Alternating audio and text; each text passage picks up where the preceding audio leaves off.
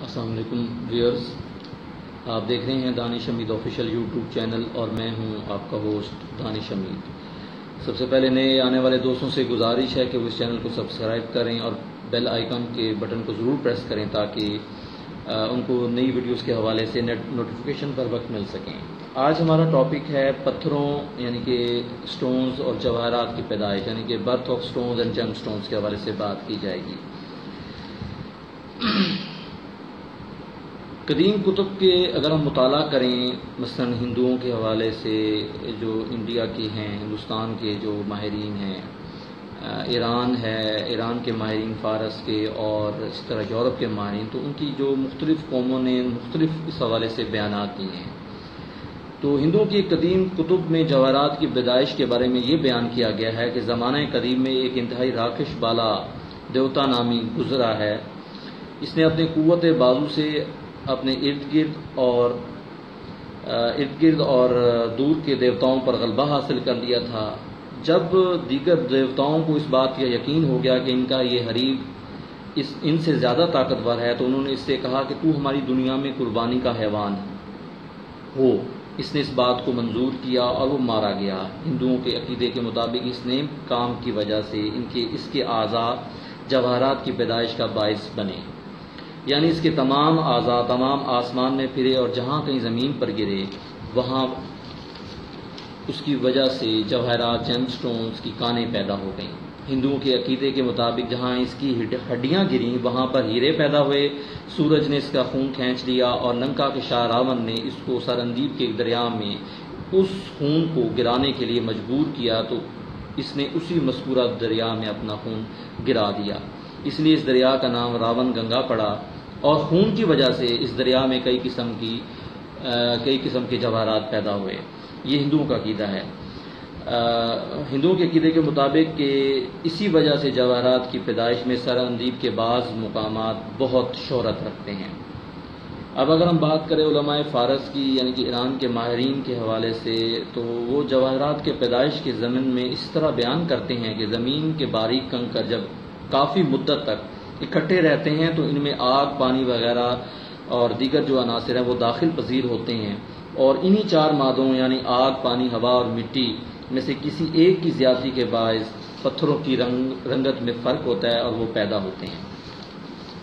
جن پتھروں میں پانی اور ہوا کی زیادتی ہوتی ہے ان کی رنگت سفید، اور جن میں یہ دونوں مادے کم ہوں ان کی رنگت سیاہ ہوتی ہے۔ فارس کے ماہرین مزید یہ کہتے ہیں کہ جن پتھروں میں آگ اور مٹی کی زیادتی ہوتی ہے یعنی کہ زیادہ ہوتے ہیں یہ عناصر، ان کی رنگت سرخ ہوتی ہے، اور جن میں یہ کم ہو ان کی رنگت زرد ہوتی ہے۔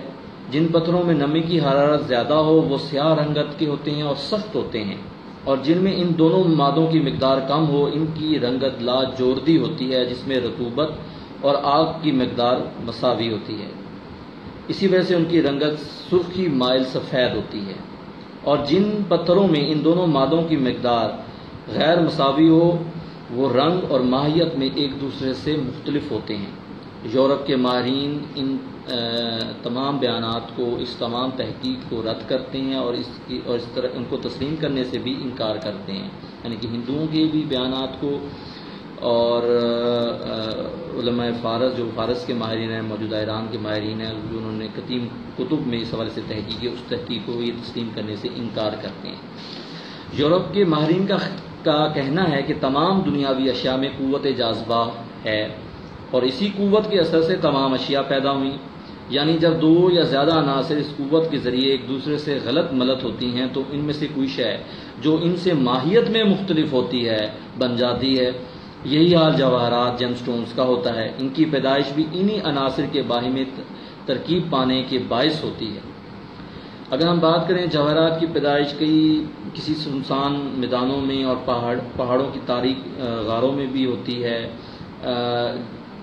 جواہرات جو ہیں وہ پتھر جو ہیں جیم سٹونز جو ہیں وہ نباتات کی طرح کسی خاص خطے، ملک یا کسی علاقے تک محدود نہیں ہوتے، یہ ہر جگہ بھی پائے جا سکتے ہیں، پہاڑوں میں بھی، تاریک غاروں میں بھی، دریا کے کنارے بھی دریا سے بھی مل سکتے ہیں۔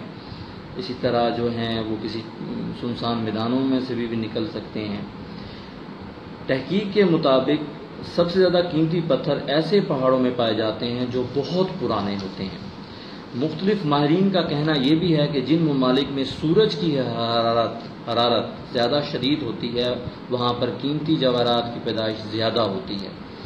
جواہرات کے پتھروں کے جو مقامات پیدائش جو ہیں وہ دو طرح کے ہوتے ہیں۔ ماہرین نے اس حوالے سے دو طرح کی مقامات بیان کی ہیں۔ پہلے جو ہے وہ اول جو ہے وہ پہاڑی علاقہ ہے، دوم میدانی۔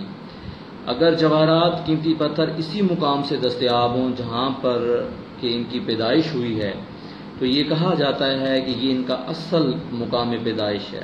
اکثر جو پتھر ہیں، قیمتی پتھر ہیں، سٹونز ہیں، جیم سٹونز ہیں، وہ اپنی اصل جائے پیدائش سے بہہ کر دور دراز ممالک یا علاقوں میں چلے جاتے ہیں، یا وہ جیسا کہ میں نے پہلے بھی بیان کیا کہ دریاؤں کی تہہ یا ان میدانوں میں پائے جاتے ہیں جو اس کی گزرنے والے راستے میں واقع ہوتے ہیں، ان کی گزرگاہ میں واقع ہوتے ہیں۔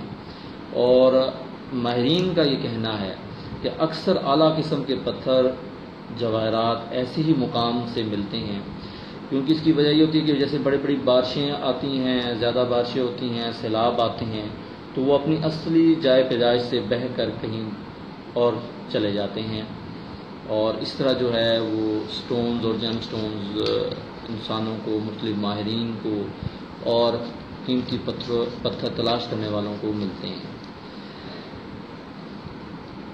آج اس ویڈیو میں اس حوالے سے یہ جو برتھ آف سٹونز اور جیم سٹونز کے حوالے سے بات کی گئی ہے۔ اگلی ویڈیو میں ہم اس کے سٹونز، مختلف سٹونز کے حوالے سے جو ان کی خواص ہیں، فائدے ہیں، اس حوالے سے بات کریں گے۔ اگلی ویڈیو تک کے لیے اجازت، اور اپنا بہت سا خیال رکھیے گا۔ اللہ حافظ۔